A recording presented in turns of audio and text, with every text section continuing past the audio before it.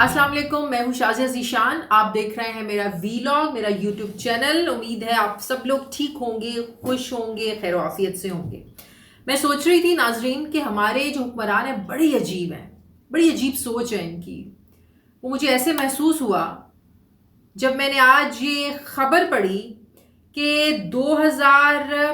19 मई 2022 को जब 33 कैटेगरीज की सैकड़ों अशिया थी, इम्पोर्टेड आइटम्स जो बाहर के ममालिक से आती हैं, यूरोप से, अमेरिका से, कनाडा से, डिफरेंट जगहों से आती हैं, खाने पीने की अशिया, लग्जरी, मैं आगे चल के डिटेल बताती हूँ कि कौन सी चीज़ें हैं, उन पर पाबंदी, उनकी जो इम्पोर्ट थी उस पर से पाबंदी हटा ली है। तो मैंने सोचा कि हमारे हुक्मरानों को आम एक गरीब आदमी के खाने पीने के फिक्र से ज़्यादा जो उनको फिक्र खाई जा रही है कि ओए होए होए, जिन्होंने घर में कुत्ते बिल्लियां पाले हुए हैं उनको तो इम्पोर्टेड खुराक चाहिए, उनको तो बाहर की खुराक चाहिए जो इतनी महंगी मिलती है, उसके बगैर तो उनका गुजारा हो ही नहीं सकता। मैं इस चीज़ के बिल्कुल खिलाफ नहीं हूँ कि कुत्ते बिल्लियों को खाना नहीं, अपने से पहले उनको खाना खाने दें, आप ज़रूर दें उनको आप। लेकिन ये क्या बात हुई कि डॉलर आपके पास है नहीं है, रिजर्व आप देखें आपके पास $8.5 अरब के रिजर्व्स रह गए हैं। इमरान खान की हुकूमत एक साल में $80 अरब की इंपोर्ट करके गई है, मुश्किल से 30-31 अरब डॉलर की उन्होंने एक्सपोर्ट की थी। $50 अरब का तिजारती खसारा इस वक्त हमारे पास। फिर हम कहते हैं कि कोई हमें कर्ज क्यों नहीं देता।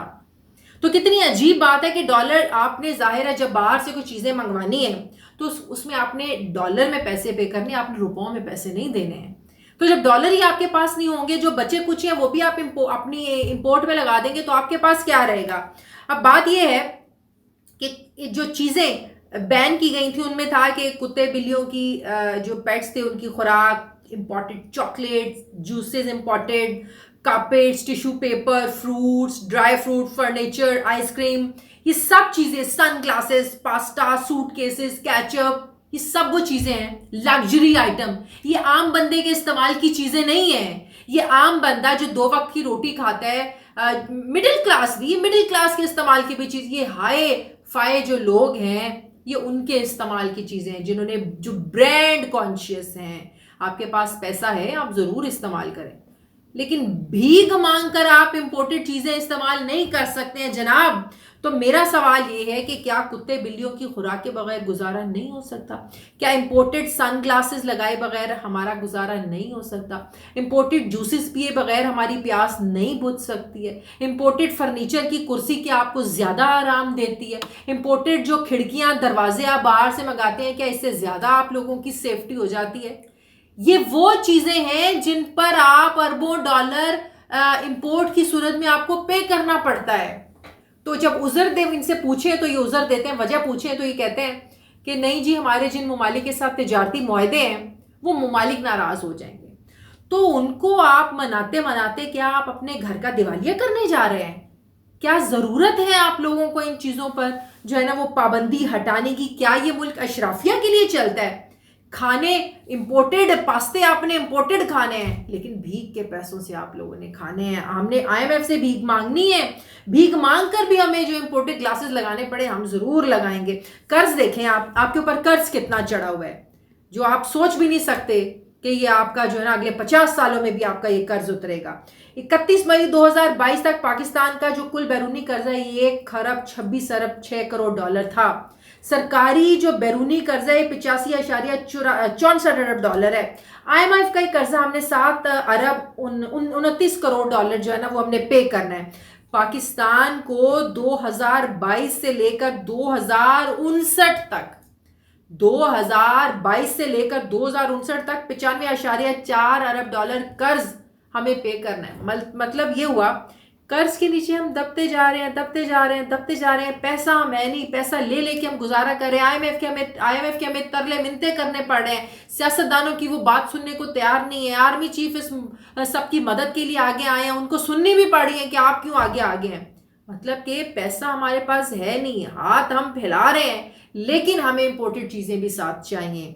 ये वही शहबाज शरीफ है ना जो कहते थे beggars can not be chooser. तो अब आप अपनी मर्जी कैसे कर रहे हैं शहबाज शरीफ साहब? आपने कभी सोचा है कि आपने कभी सोचा है कि आपके जो देहात हैं, आपके जो गांव हैं, वहां पर लोग बिजली के बगैर ज़िंदगी कैसे गुजारते हैं? सबसे ज़्यादा लोड शेडिंग आपके देहात में होती है। وہاں کے لوگ تو بیچارے اسی کو اللہ کا کرم سمجھتے ہیں کہ وہاں پہ کھلی ہوا میں درختوں کے نیچے بیٹھ کے وہ جو ہے نا وہ گزارے کرتے ہیں، لیکن آپ کو اشرافیہ کی پڑی ہوئی ہے۔ تو اس طرح سے اگر ہم زندگی کے معمولات چلانے لگیں گے ہمارے حکمران، تو یہ معمولات نہیں چلنے۔ اب سری لنکا کا حالات میں پہلے بھی اپنے ویلاگ میں آپ سے شیئر کر چکی ہوں کہ سری لنکا کے حالات کس وجہ سے ہوئے تھے، سیاسی افراتفری کی وجہ سے ہوئے تھے، تو مالی بد انتظامی کی وجہ سے حالات ہوئے تھے۔ اب وہ حالات ہیں کہ ورلڈ بینک کہہ رہا ہے کہ سری لنکا کو ہم فی الحال قرض جاری نہیں کر سکتے ہیں۔ سری لنکا پہلے ان مسائل کا حل نکالے جن کی وجہ سے وہ اس نہج تک پہنچے ہے۔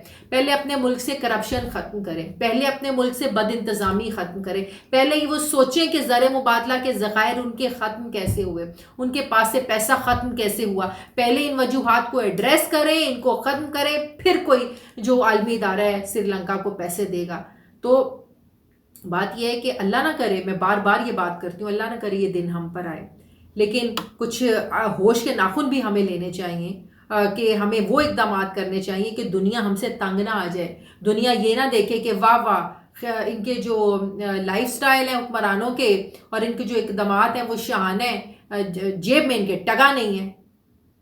تو بات یہ ہے کرنے والی کہ حکمرانوں کو ایسی پالیسیز نہیں بنانی چاہیے جس سے صرف ایک خاص طبقے کو فائدہ پہنچے، اس سے صرف ایک خاص طبقے کو فائدہ پہنچے گا۔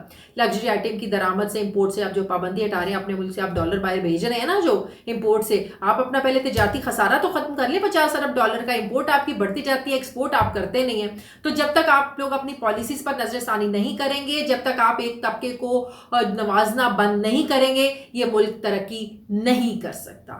بہت شکریہ آپ کا۔